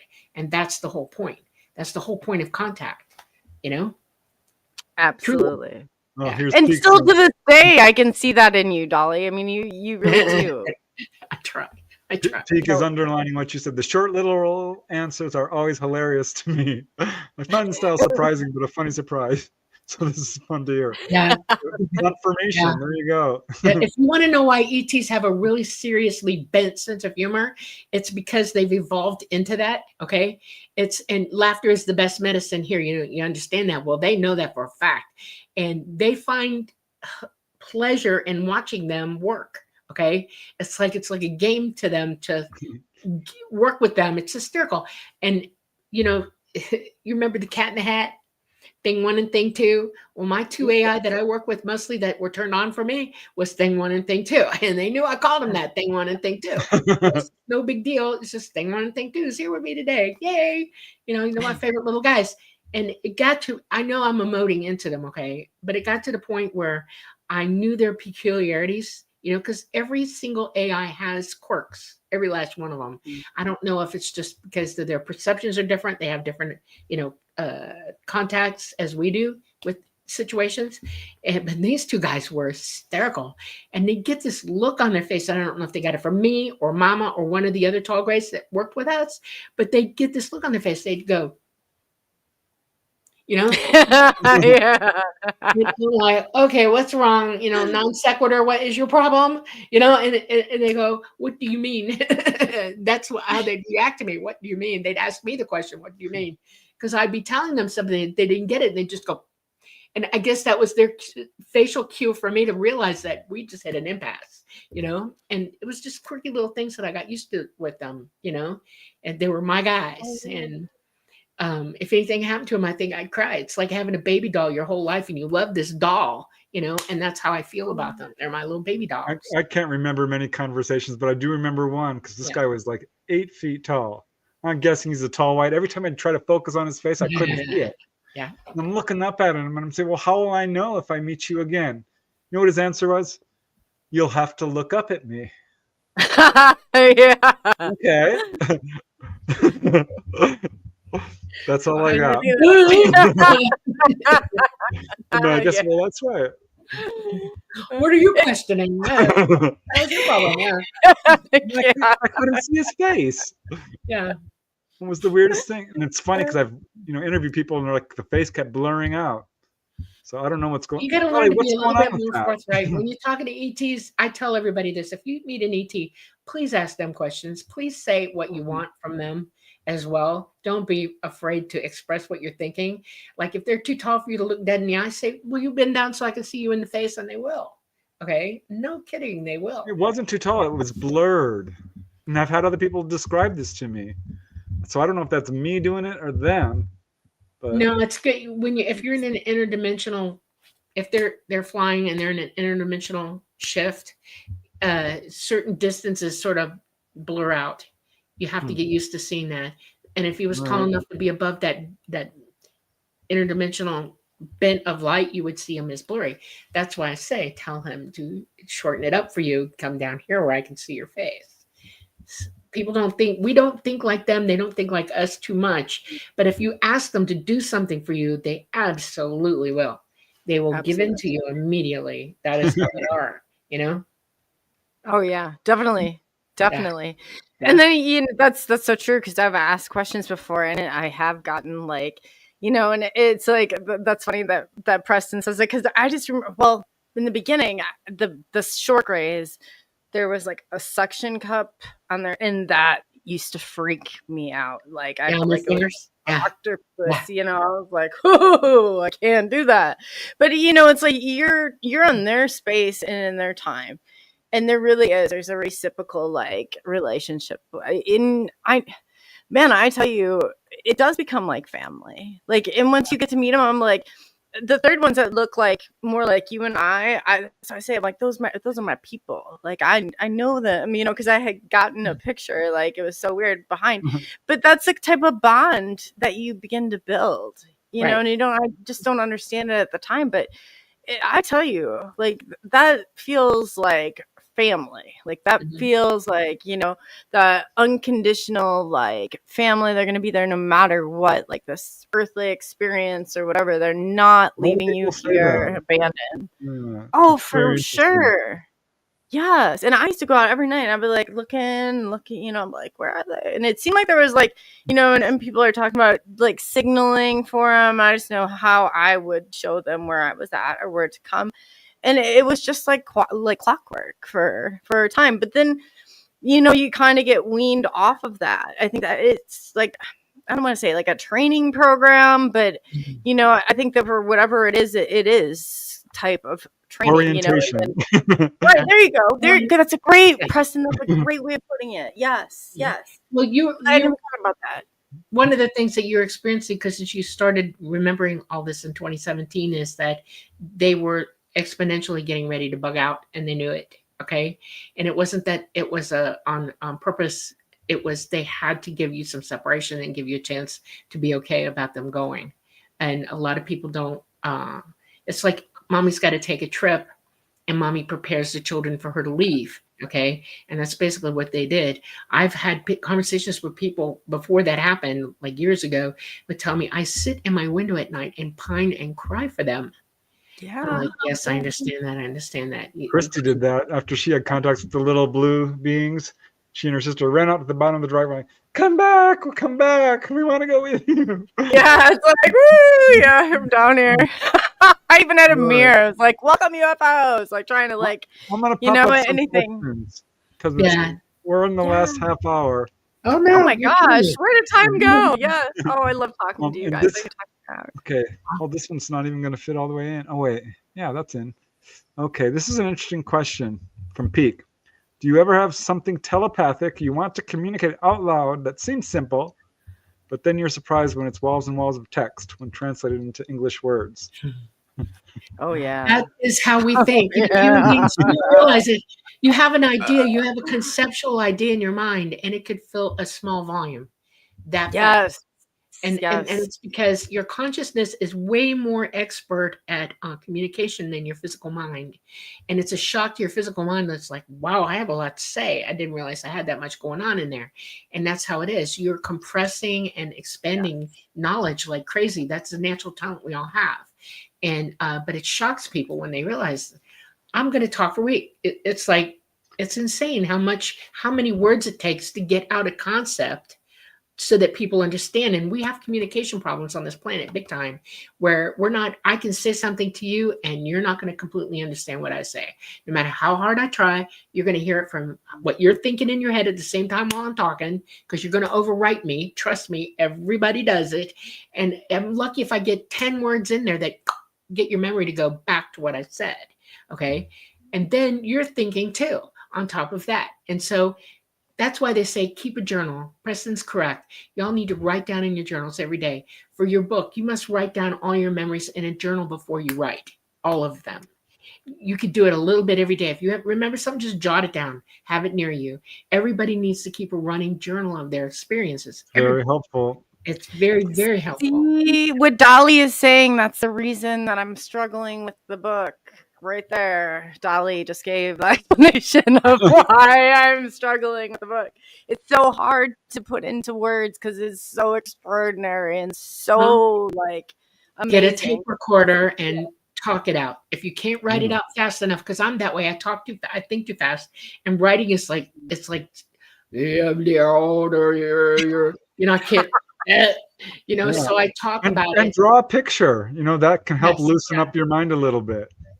There you Yeah. go. Yeah. Pick up a guitar or a piano or something and just kind of like Yeah, get you the moan mood. it out, man. Yeah. I always take notes. Yeah. When I'm talking to you guys, I love it. But ETs, I know, because a lot of people have told me this. Well, not always a simple answer. They will throw a ball of knowledge at you that you have to unravel for a year. Yeah, sometimes, yeah. Oh, So, yes. I don't know. Pete's question kind of reminded me of that. It's a two-way street. They'll talk to you and like, boom, and like, what just happened? Yeah. What was that thing? Yeah.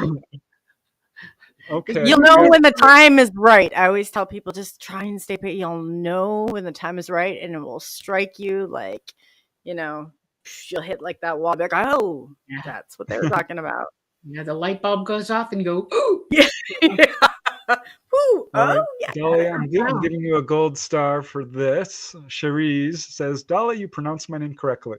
Thank you.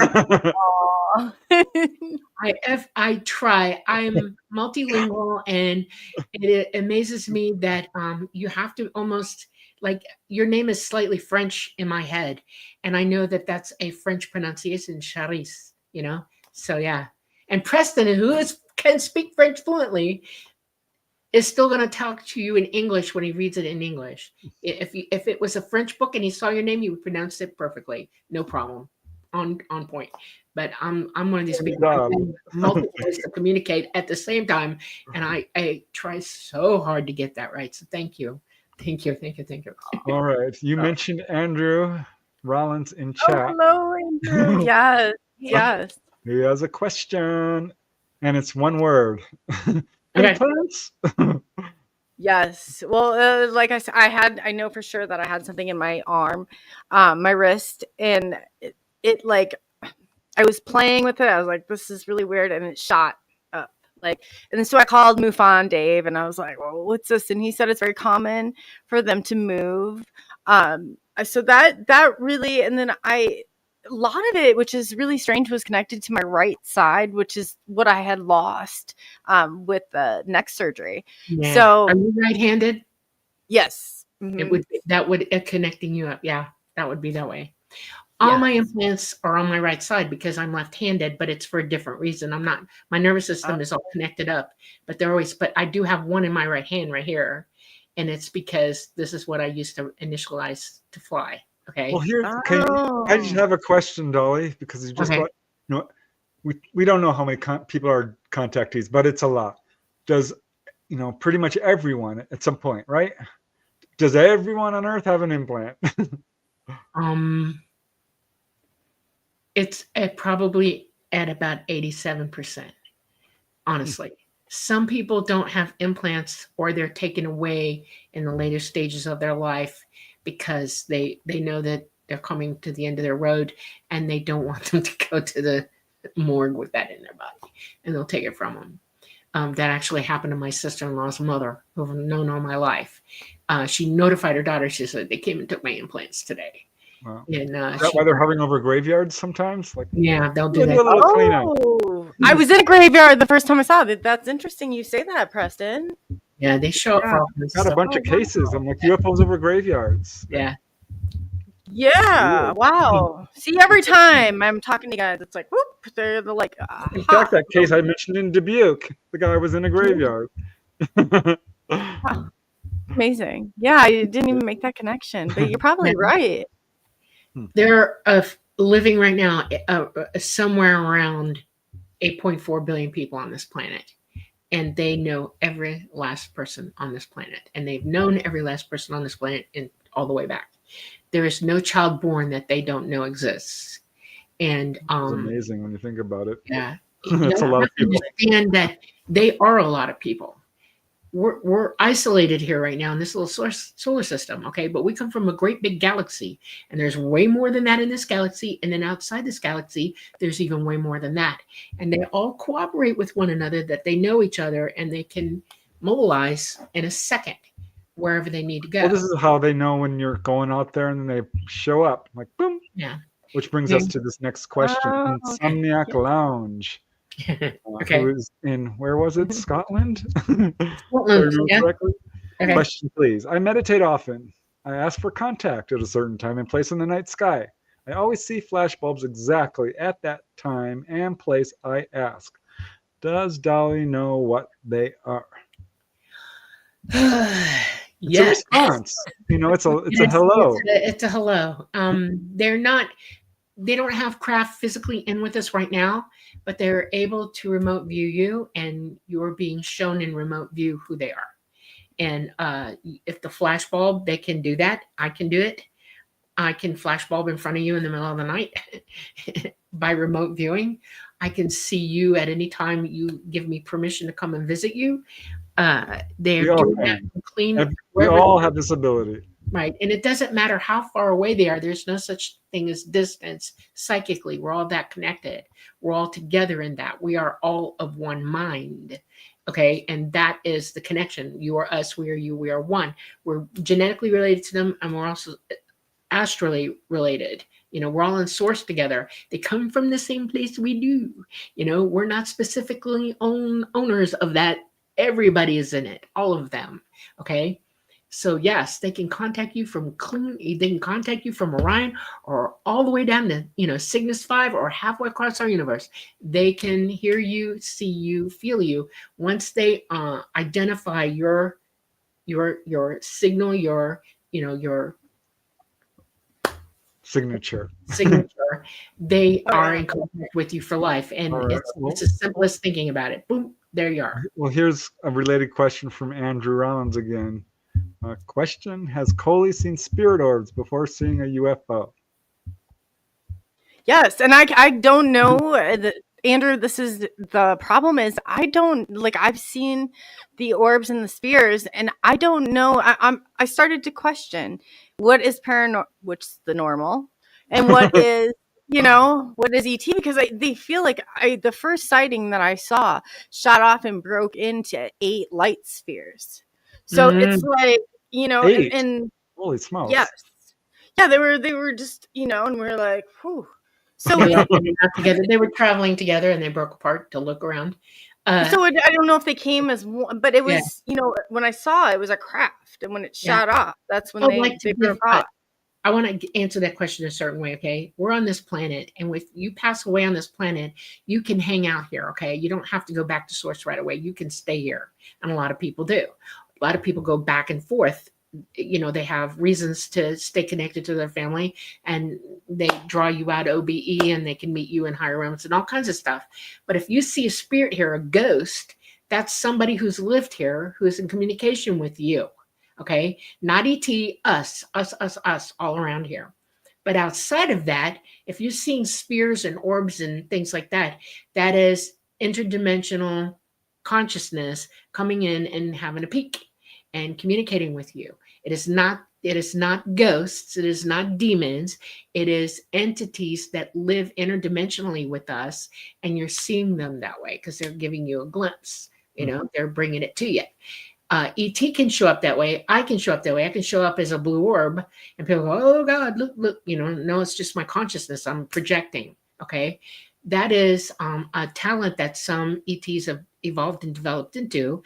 And the more you use your abilities, you can do it too. Preston has started doing it. I've seen him twice as an orb in the last 2 months. Okay, I'll see the orb first, and then I'll see him, and I can hear him laughing. He thinks it's funny.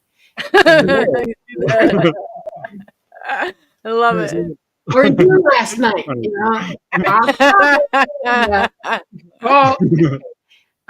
It is amazing to me that we kind of try to conflate all this information and not see this.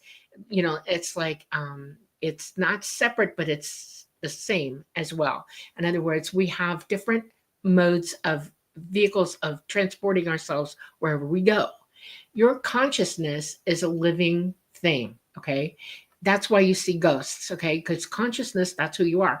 And you're still projecting the aura or the astral self into who you love or where you're going. And people who are psychics see that and they go, "Oh, look," and you can communicate back and forth with them. They can have long conversations with you, and some people do. Okay. Right. I have another quick question, okay. Because people, going back to implants. Okay. There's like, mine's in the middle of my right palm. Rocco's like, I have one in the back of my head, I think. Are they anywhere and everywhere? Yeah, it just depends on who you are and why they've done it that way. First one I had was behind my left ear. That I've heard many times. Yeah, and I actually pulled it out myself, got rid of it, and then it showed up behind my right ear.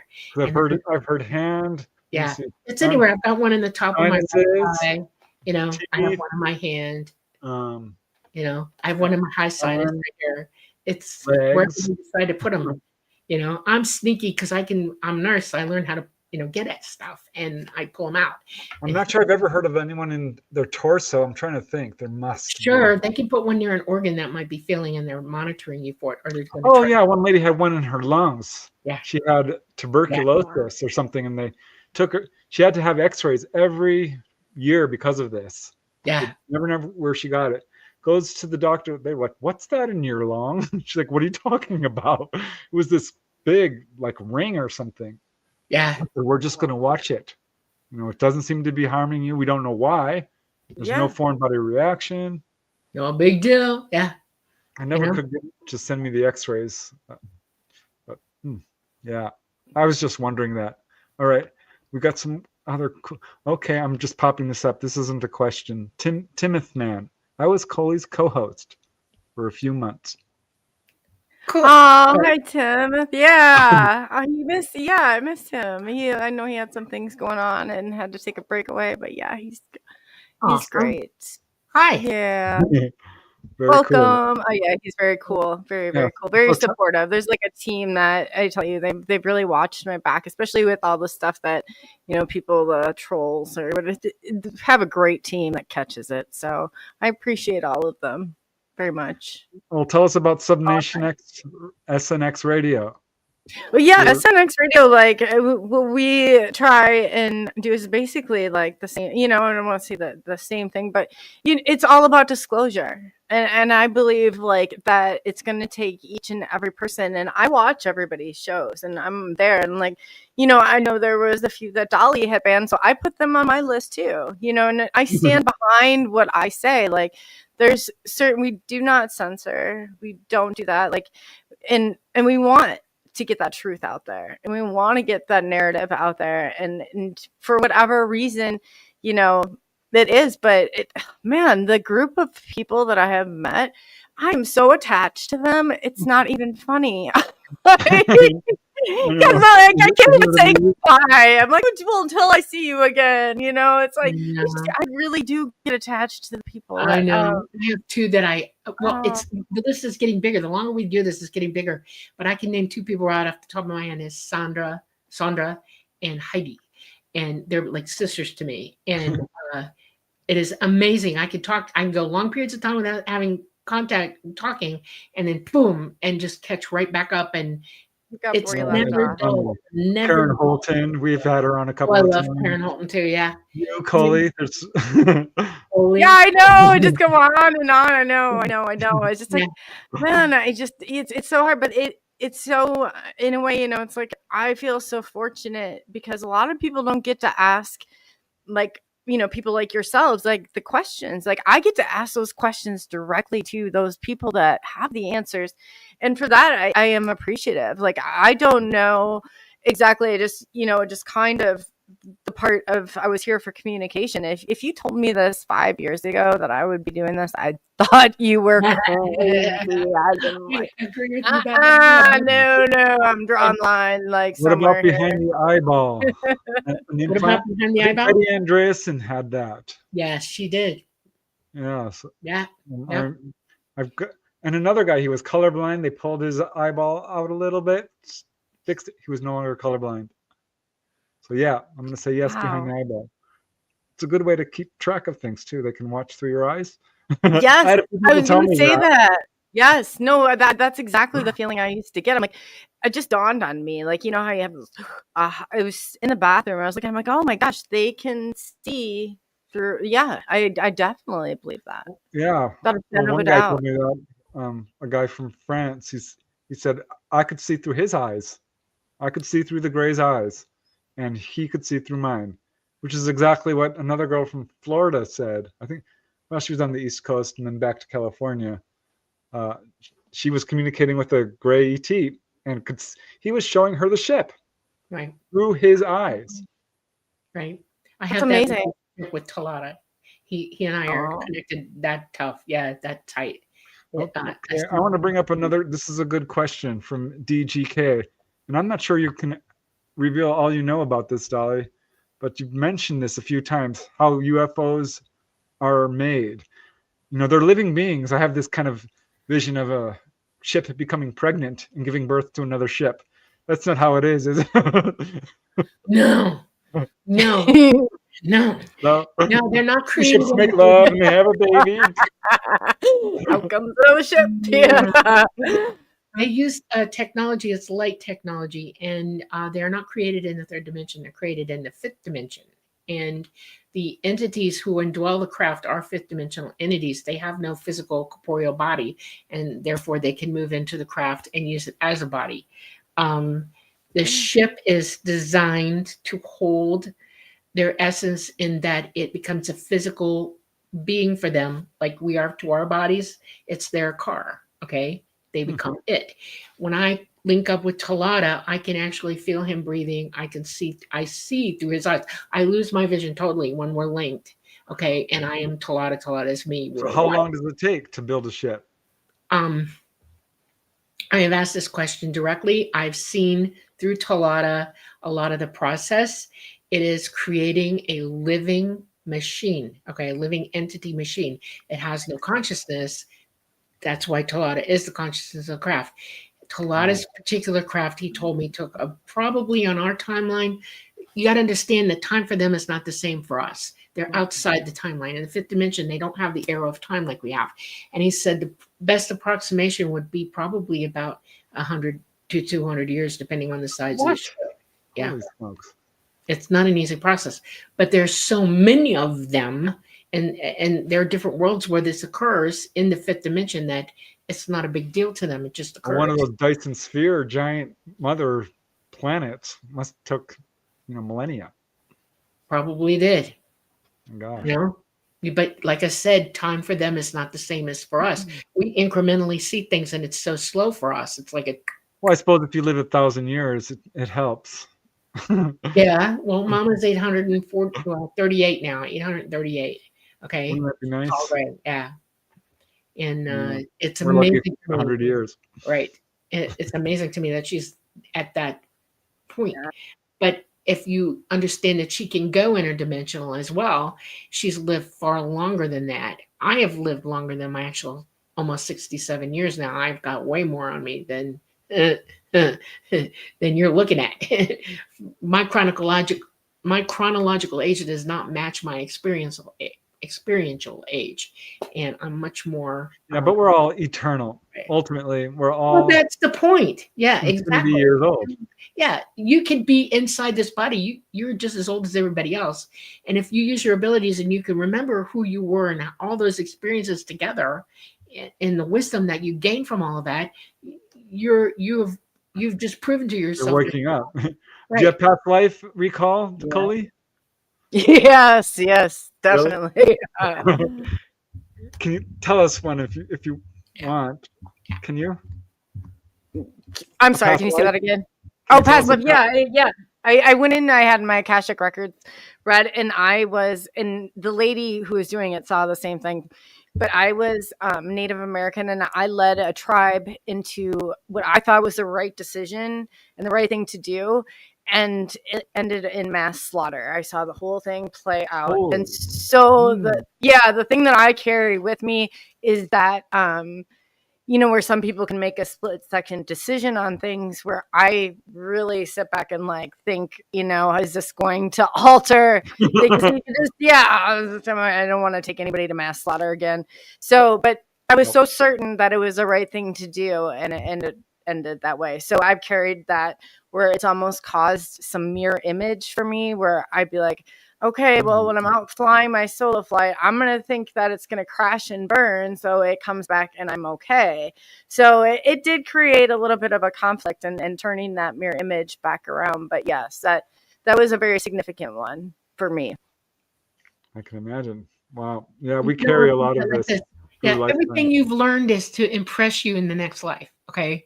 Or the next, or the next, or the next. And if you had that huge lesson this life, you're not going to let that happen again. You're already pre-programming yourself. You're already there. You know better. And you seek a different path of figuring things out than the one that you chose then. See what I'm saying? You take a different path. And it can be traumatic, though, when you first realize and that's what you're doing, Which is a good reason absolutely. we're eternal. Yeah. All right, I'm popping this one up from Poetic Poems. And this is something a lot of people have told me, I wasn't sure if this was a man or a woman I was talking to. Felt it was a woman because they were nurturing. Are there any giveaway features where we can tell whether the gender of I think this is what Poetic Poems, because we were talking about that. You were like, Nichole, don't guess, ask. I'm not sure. Don't guess, ask. The tall grays are not totally androgynous. I can tell the difference, but I've lived with them, so I know. But if you were to look at Mama, you'd sit there for a minute. She deliberately tries to look female, okay? Because she is. But I've seen other female tall grays where you got to take a minute and think that one through. And it's better just open your mouth and say, male, female, and they will tell you I'm this or I'm that. There's no in between. They will tell you. They don't wear makeup or false eyelashes or anything. No. I know. Mama's bald-headed, so there's no feminine coiffing going on there. But she loves to wear gingham dresses and stuff, and they're very pretty and cute. Okay, and so I know she's the first one I saw. She wore the first time I ever saw her, and she did that deliberately to keep me calm because I was used to having a great grandmother who wore stuff like that. Okay, that's what she wore, and so she was giving me something to hang on to construct my response to her at first until I got used to her. I warmed right up to her. I mean, I was like, okay, you look different, but I don't care. You're cool, you know? Oh, And she look, here's always said, Karen Swing. Karen's another one we connected with. Karen, yeah, Just a delight. yeah, yeah, yeah, Sorry, I had to pop her up because I yeah. just love her. Aw. So yeah, I've seen ones I've seen. One was definitely they seemed female to me. It was pretty easy to tell. And the tall white guy, he was definitely a guy.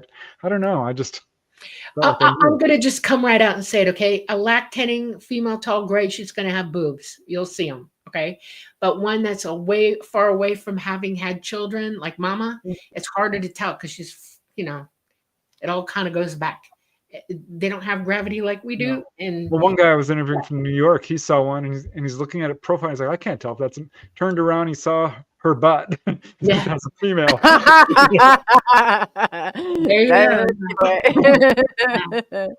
Yeah. Yeah, the one I saw that they were dressed, I said it looked like at the JCPenney. She had like a roses like on her hats and a rose. yeah. It reminded me yeah. something my great grandmother would have worn, and I just always thought that was cute and humorous. Yeah, they'll show you what they are, and if you can't tell, just ask. They will absolutely tell you. No qualms about it. I'm female or male.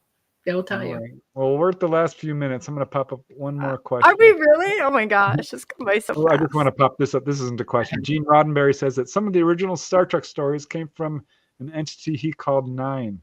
That's kind of interesting. That is interesting, yeah. I think some contact is just purely inspirational and telepathic. But here's an interesting question from Leah, which, because people say, the implants are to track you. I'm not so sure. She's asking, are the vibrations we run at individually unique to our soul? Yes. Because exactly, you hit on it. Frequency, people use the word frequency a lot. You want to ascend your frequency? No, you can't do that. Not happening. Your frequency is your frequency. You think in a frequency. What you can do is turn the volume up on it so that people can hear you and you can be heard, okay? Or hear them. The only thing that you can turn up is wisdom. The more knowledge you attain, the more experiences you have, you develop wisdom. And that's what you need to be going for. Quit using the word frequency because you have your own frequency. It's like a thumbprint. Every single being in this universe thinks on their own frequency. The only thing that I can tell you that I would change that slightly or think of it a different way is some of us have split aparts, like we're twin souls, and we have frequencies that are one off each other. In other words, it's so close you can't tell. Okay. And I've noticed that. I've met others, and now I'm experiencing myself where I'm almost in the same frequency as this individual. And it's like, oh my God, wow. That's how close you could be, but it's still individual. You're just one off. That's it. That's your frequency. That's how ETs travel throughout the universe. There are frequencies everywhere in the universe. This planet has its own frequency. Mars has its own frequency. I track you or guide craft by the frequency channel that I'm looking for. Interesting. Yeah. Fascinating. Yes. I'm going to pop up real quick because Donut says, I'm a genetic freak. Nurse thought I had a fake ID because I was her same age but looked 20 years younger.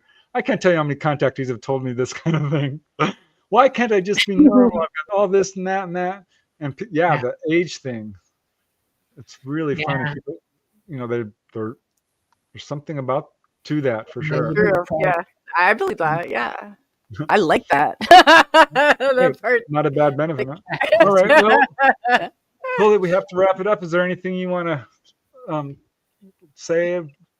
I just really want to say to that, showing gratitude to the people that are really putting themselves out there, and Preston and Dolly, that you guys have been an immense like help to me and figuring things out. And when I really didn't know where else to turn, like, I really appreciate that.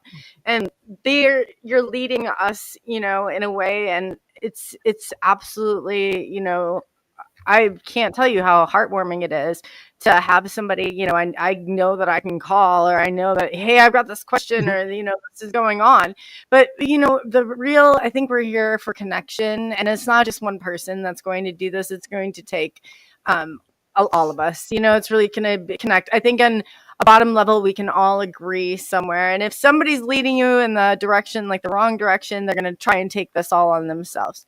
But as Dolly and Preston, like they are two wonderful, wonderful people. And I can't even tell you how many times they've helped me through where I've been on, like, you know, like stuck on something or, you know, projection, but they just really are. So I just wanted to say thank you from the bottom of my heart for leading Disclosure. And, you know, may we get there soon. And when we do, like, you know, may everybody see and the government not have the narrative. I'll throw that in. We all play a role, I think, all of us, Absolutely. you know. Yeah. Everybody is important, including you, Coley. You're doing a wonderful job as well yourself. And just asking questions is the most important thing we can do. Seeking knowledge is the most important thing we do. And it's wherever you can find it that it's validating and you understand the truth of it, then you know what I'm saying? It takes all of us. All of us. Everybody has something to offer. And once you get on that path, you shouldn't stray from it. Stay on it. And you're doing a dang good job. So keep it up. You know, it's important. Thank you. Oh God, love you guys. I do. Thank you. All right. Well, let's wrap it up. I want to say thanks to you, Coley, of course. Thanks, Dolly. Thanks everyone in chat. Thanks everyone watching. We truly appreciate your guys' support. It's amazing how much fun this is. We've been doing it for such a long time. It's just getting better and better. Special thanks to all you guys who donated so generously. Yeah, thanks, guys. It means a lot. Bob, you guys are amazing. Bridget. Oh my gosh, you just really delivered today. You're tired. Stayed up too late last night. We were up till 2 a.m. Louise, Carol, oh my God, namaste. I don't know what I have done. I must have been very good in a past life. That's all I can say. But just absolutely thank you guys so much. Donut and Rocco, amazing Gizmo, the Owl Man. Love you all so much. All right, Dolly, take us out. Give me some time to show these wonderful comments. Okay. Thank you all for coming. Coley, it's an honor always to have you on board with us. And it will be an honor in the future because I know you're coming back. Yes? Yes. Oh, yeah. I love coming. I love. We love you here at the Light Gate. We love your comments. We love every interaction we have with you. Anything that you call or talk to us about or write us about, we are more than honored to speak with you about. We are coming to you beautifully live from the beautiful city of New Orleans in Louisiana at the United Public Radio Network at 107.7 FM and the UFO Paranormal Radio Network at 105.3 FM. We're on Facebook, we're on Roku, we're on Rumble, and we're on YouTube. We love you, everyone. Please have a blessed, wonderful week. Learn. Do everything you can. Seek, and you will find it. Love you. Bye. Night. Bye, everyone. Next